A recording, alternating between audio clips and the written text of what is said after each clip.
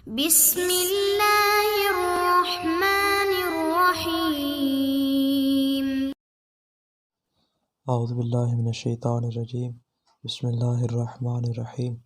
अज़ीज़ तलबा कराम, आज हम उसूलुल फ़िक़्ह मुज़फ़्फ़र सदफ़म का सबक नंबर 56 पढ़ने जा रहे हैं और आज इंशाल्लाह बयान करेंगे हम एक नई बात को जो कि शर्त शरई के नाम से मारूफ़ है। मुसन्निफ़ फरमाते हैं कि मुक़द्दमा वजूदिया ख़ारिजिया की हमारे पास दो किस्में, चूँकि अब तक हम यह बात बयान कर चुके हैं कि हमारी गुफ्तगू मुक़द्दमा वजूदिया के बारे में, मुक़द्दमा वजूबिया के बारे में नहीं है। और गुज़श्ता में इस बात को साबित कर चुके हैं कि हमारी बात जो है मुक़द्दमा ख़ारिजिया के बारे में, मुक़द्दमा दाखिलिया के बारे में नहीं है। तो गोया कि अब हम हमारे पास मुक़द्दमा वजूदिया ख़ारिजिया के इसकी फिर आगे हमारे पास दो किस्में आ जाती है। एक है मुक़द्दमा अक़लिया और दूसरी है मुक़द्दमा शरइया। फरमाते हैं मुक़द्दमा अक़लिया से मुराद वो अमर जो ज़िल मुक़द्दमा की ज़ात से ख़ारिज हो, यानी अगर मुक़द्दमा ख़ारिजिया के हवाले से देखें और वो ज़िल मुक़द्दमा इस पर मौकूफ़ हो मुक़द्दमा वजूदिया के एतबार से, और अक़ल इसके मुक़द्दमा होने का इदराक करे लेकिन इसमें शरई इदराक ना, यानी इसमें जो हाकिम है, जो चीज़ इसका इदराक करे, जिस मुक़द्दमे का इसकी मुक़द्दमियत का जो चीज़ इदराक करे वो कौन हो? वो अक़ल हो। जैसे क़त्अ मुसाफ़ित बनिस्बत हज। मौला ने कहा कि तुमने हज करना है, लेकिन हमारी अकल कहती है कि अब हम अपने घर में बैठे, अपने वतन में बैठे हैं, तो हमें सफ़र करना पड़ेगा ताकि हम हज के लिए उसके वक्त पर पहुँच के उसको अंजाम दे सके। फरमाते हैं ये जो हमारी अकल हुक्म लगा रही है यहाँ पे शरीयत के हुक्म के बगैर, इसको हम मुक़द्दमा अक़लिया का नाम देंगे। मुक़द्दमा शरिया क्या होता है? इससे मुराद वो अमर है जो ज़िल मुक़द्दमा की ज़ात से ख़ारिज भी हो, ज़िल मुक़द्दमा इस पर मौकूफ़ भी हो, लेकिन अकल इसका इदराक ना करे, बल्कि इसका मुक़द्दमा होना, इसकी मुक़द्दमियत को इदराक कौन कर रहा हो? शारे इदराक कर रहा है। जैसे कि शारे वज़ू का हुक्म लगाए, नमाज के लिए इस्तिक़बाल क़िबला का हुक्म लगाए, लिबास की तहारत का हुक्म लगाए, जगह की तहारत का हुक्म लगाए, इला आखिरी। मतलब ये जो तमाम अहकामात हैं इनका अकल इदराक नहीं करती, बल्कि इनके मुक़द्दमा होने को शारे ने हमारे लिए बयान किया, शारे ने हमारे लिए करार दिया है। इस बिना पर इनको मुक़द्दमा शरइया का नाम देते हैं। फरमाते हैं कि मुक़द्दमा शरइया को शर्त शरई का नाम भी दे देता है। क्यों? इसीलिए कि इसकी शर्तियत का जो हुक्म है वो शारे की तरफ से होता है। शारे कहता है कि नमाज के लिए वज़ू शर्त है, नमाज के लिए इस्तिक़बाल क़िबला शर्त है, नमाज के लिए तहारत बदन शर्त है, नमाज के लिए तहारत सौब शर्त है, इला आखिरी। फरमाते चूँकि शारे जो है वो इनकी शर्तियत का हुक्म लगा रहा होता है, इस बिना पर हम इनको शर्त शरई का नाम देते हैं। सवाल यह है कि इस तक़सीम को बयान करने का यहाँ पे मकसद क्या है?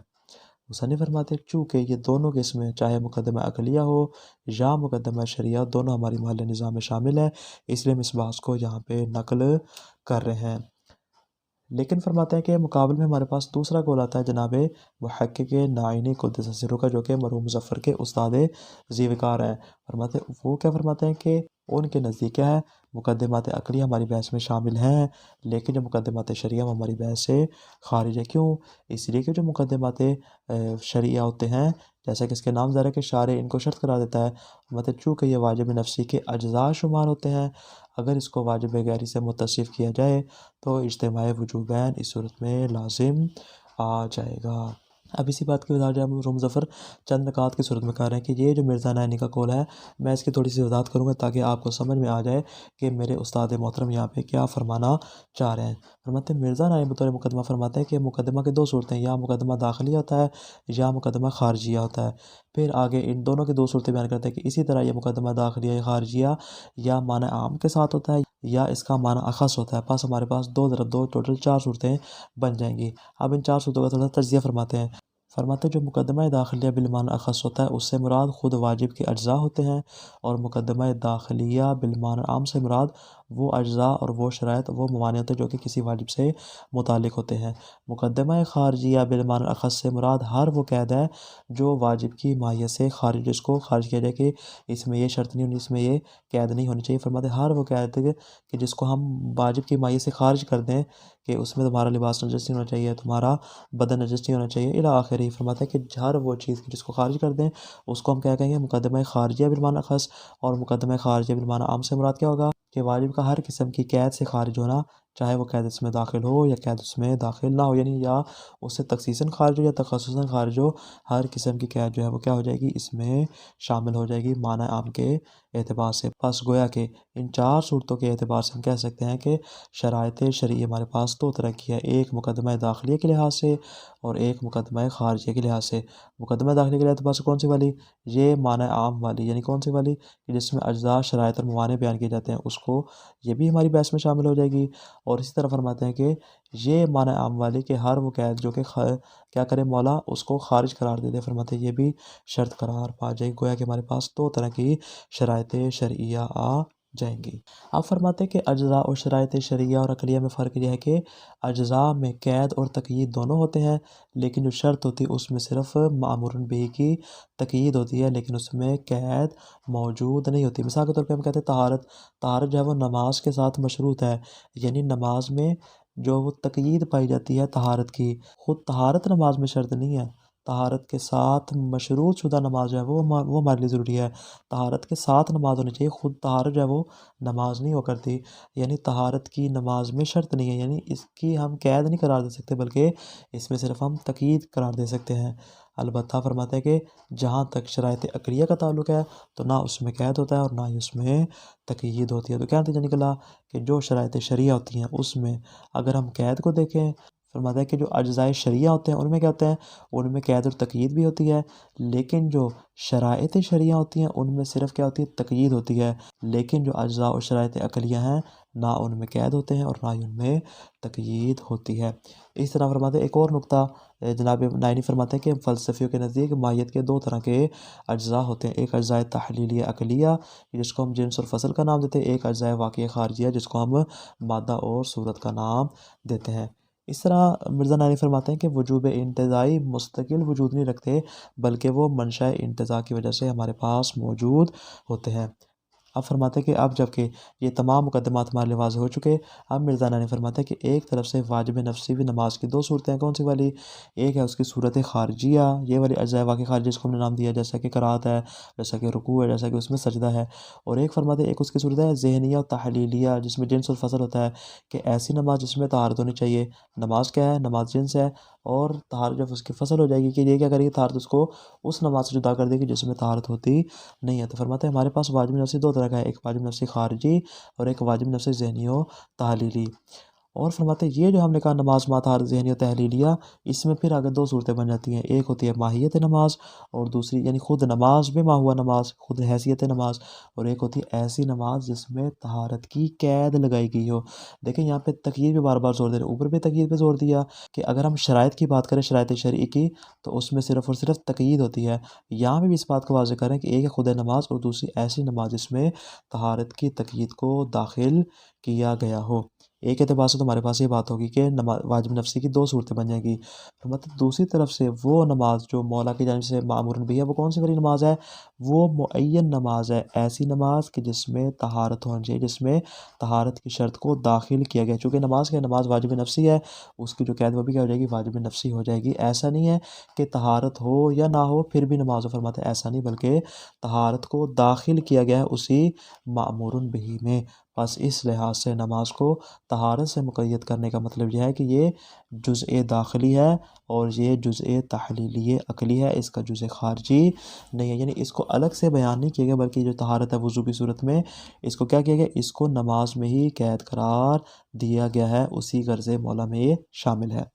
तीसरी जानिब से फरमाते हैं हम कहते हैं कि तक़यीद तहारत को कैसे इंतज़ा करते हैं, क्या मतलब ख़ारिज में जो तहारत की कैद है, जो तहारत का वजूद ख़ारिजी है, वो मंशा इंतज़ा होगी इसी तक़यीद के लिए जो हम नमाज में करार देनी। एक है ख़ुद तहारत और दूसरी है तहारत दर नमाज। तो जो तहारत दर नमाज होगी वो क्या होगी, वो तक़यीद होगी और इसका जो मंशा होगा ख़ारिज में वो ख़ुद तहारत होगी। तो हमारे पास जो अम्र इंतज़ाई होता है वो हमेशा मंशा इंतज़ा की वजह से मौजूद होता है, लिहाजा ये जो हम नमाज में तक़यीद लगा रहे तहारत की, इसका ख़ारिज में एक मंशा मौजूद है। इस एतबार से फरमाते हैं चूँकि हमारे पास अब यह तहारत आ गई कि जिसको नमाज में शर्त करार दिया है, चूँकि ये वाजिब नफ्सी के मातहत शुमार होती है कि नमाज जो है वो वाजिब नफ्सी है, उसके मातहत क्या है तहारत, जो कि उसी गर्ज़ में दाखिल है। फरमाते बस जब उसकी गर्ज़ में तहारत दाखिल है, वज़ू दाखिल है, फरमाते इसको वाजिब नफ्सी हम करार दे रहे हैं, तो वाजिब नफ्सी के होते हुए भला हम इसको वाजिब गैरी से कैसे मुत्तसिफ़ कर सकते हैं। दकीक वज़ाहत के बाद मिर्ज़ा नैनी इस बात पे पहुँचे हैं कि हम इसको इज्तिमाउल वाजिबैन की सूरत में अक्स नहीं कर सकते, बल्कि इसको हम वाजिब नफ्सी करार देंगे, इसको वाजिब गैरी करार नहीं दे सकते। लिहाजा ये वाली जो शर्त शरई है ये हमारी बहस में शामिल भी नहीं होगी। अस्सादिसु अशर्तु शरई, 9 वाइस में से छठी बात हमारी शर्त शरई के बारे में। इन्नल मुक़द्दिमतल ख़ारिजिय्यत तनक़सिमु इला क़िस्मैन, मुक़द्दमा ख़ारिजिया की 2 किस्में हैं, मुक़द्दमा अक़लिया और मुक़द्दमा शरइया। अल मुक़द्दिमतुल अक़लिया वो क्या होता है, हिय कुल्लु अम्रिन यतवक़्क़फ़ु अलैहि वुजूदुल वाजिब, हर वो मुक़द्दमा जिस पर वाजिब का वजूद मौक़ूफ़ हो, तवक़्क़ुफ़न वाक़इयन, हकीकत में वाक़ई में क्या उस पर मौक़ूफ़ हो, कि युदरिकुहुल अक़्लु बिनफ़्सिही मिन दूनि इस्तिआनति बिशर, कि जिसको बराह रास्त अक़ल इदराक कर रही है, अलबत्ता उसमें शरीयत की मदद ना ले रही हो। कतवक़्क़ुफ़िल हज अला क़त्इल मसाफ़ा, जैसे कि हज का क़त्अ मसाफ़त पर मौक़ूफ़ होना, कि अक़ल हमारी इस बात को दराक करती है। असानी दूसरा क्या है, अल मुक़द्दिमतु शरिया, मुक़द्दमा शरिया वो क्या होता है, हिय कुल्लु अम्र यतवक़्क़फ़ु अलैहिल वाजिबु तवक़्क़ुफ़न ला युदरिकुल अक़्लु बिनफ़्सिही, ऐसा अमर के जिस पर कोई वाजिब हकीकत में मौक़ूफ़ हो, लेकिन अक़ल इस तवक़्क़ुफ़ का इदराक ना करे, इसकी मुक़द्दमियत का इदराक ना करे। बल यसबुतु ज़ालिका मिन तरीक़ि शर, बल्कि इसके मुक़द्दमा होने को शरीयत हमारे लिए बयान कर दे। का तवक़्क़ुफ़ सलात अला तहारत व इस्तिक़बाल क़िबला व नहविहा, नमाज का तहारत पे मौक़ूफ़ होना, इस्तिक़बाल क़िबला, फरमाते ये सारे वो मुक़द्दिमात हैं जिसको शार ने हमारे लिए वाज़ेह कर दिया। व युसम्मा हाज़ल अम्रु अयज़न अश-शर्त शरइया, फरमाते हैं कि इस मुक़द्दमा शरिया को शर्त शरिया का नाम भी दे सकते हैं। क्यों, बेएतिबार अख़ज़िही शर्तन व क़ैदन फ़िल माअमूर बिही इंद शर, इसलिए कि शार ने इसको बतौर शर्त के, बतौर क़ैद के अक्स किया है। फरमाते इस बिना पर हम इसको शर्त शरई का नाम देंगे। जैसे कि इमाम अलैहिस्सलाम फरमाते हैं ला तहारता इल्ला बितहुरिन, यानी नमाज नहीं है सिवाय तहूर के, यानी नमाज में शर्त है किस बात की, तहारत की। इस बिना पर अल मुस्तफ़ादु मिन्हु शर्तिय्यतु तहारतिल इस्लाम, फरमाते इससे हम क्या मालूम करेंगे कि नमाज में तहारत की शर्त पाई जाती है। इस बिना पर हम इसको मुक़द्दमा शरिया को शर्त शरई का नाम भी दे सकते हैं। आगे फरमाते हैं इसको हम यहाँ पे क्यों बयान कर रहे हैं इस तक़सीम को, फरमाते हैं इसलिए कि वलगरज़ मिन ज़िक्र हाज़ा तक़सीम बयान अन्न निज़ा फ़ी मुक़द्दिमतिल वाजिब हल यशमुल शर्त शरई, कि आया हमारी बहस में शर्त शरई शामिल है या शर्त शरई शामिल नहीं। मुक़द्दमा के लिए तो शामिल है, लेकिन जो शर्त शरई आया शामिल है शामिल नहीं, ये हमारी असले बहस है। मुसन्निफ़ फरमाते हैं लक़द ज़हब बअदु आज़िम मशाइख़ना, फरमाते हैं कि हमारे बुज़ुर्गान में से बाद बुज़ुर्ग जैसा कि मिर्ज़ा नाइनी, जैसा कि उनकी तक़रीरात से बात ज़ाहिर होती है, वो इस बात के कायल हैं, किस बात के, इला अन्न शर्त शरइया कल जुज़अ ला यकूनु वाजिबन बिल वुजूबिल गैरी, शर्त शरई जो होता है वो खुद वाजिब का और ज़िल मुक़द्दमा का जुज़ शुमार होता है। जब वो वाजिब नफ्सी है तो उसका जुज़ भी क्या होगा, वाजिब नफ्सी होगा। तो पास वाजिब नफ्सी के होते हैं हम उसको वाजिब गैरी के साथ मुत्तसिफ़ नहीं कर सकते। वसम्माहु मुक़द्दिमतन दाखिलियतन बिलमान अलाम, और इसको क्या नाम देते हैं, इसको मुक़द्दमा दाखिलिया बिलमान अलाम का नाम देते हैं। किसको, शर्त शरई को। बेएतिबार अन्न तक़यीद लम्मा काना दाखिलन फ़िल माअमूर बिही व जुज़अन लहु फ़हुव वाजिबुन बिल वुजूबि नफ़्सी, इस एतबार से कि जो तक़यीद तहारत है, तक़यीद की बात कर रहे हैं, कैद की बात नहीं कर रहे, कि जो तक़यीद है वो जबकि माअमूर बिही में दाखिल है और माअमूर बिही का जुज़ भी करार पा रही है, तो पास हम इस तक़यीद को और इस जुज़ को क्या करार देंगे, इसको भी वाजिब नफ़्सी का नाम देंगे।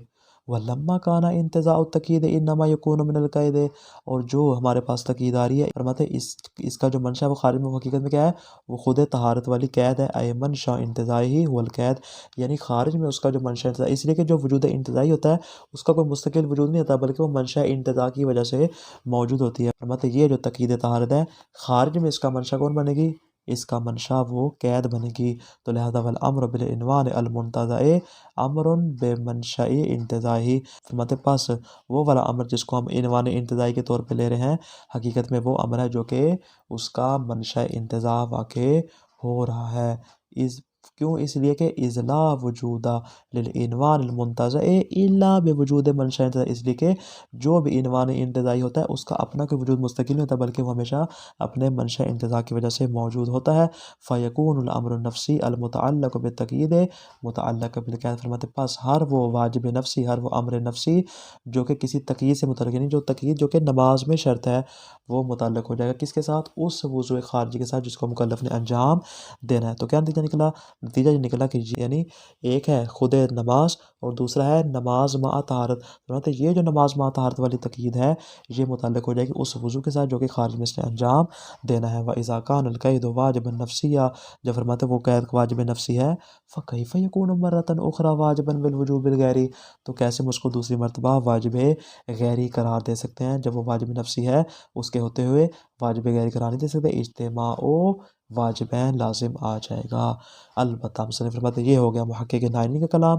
वलकिन हाज़ा कलामुन ला यस्तकीमु इंदा शेखना अल मुहक्किक अल इस्फ़हानी रहमहुल्लाह। फरमाते हमारे ही उस्ताद मोहतरम ने, एक तो हमारे उस्ताद मोहतरम मुहक्किक नाइनी हो गए, फरमाते हमारे जो दूसरे उस्ताद मोहतरम है मुहक्किक इस्फ़हानी, फरमाते हैं वो इनके कलाम को कबूल नहीं फरमाते।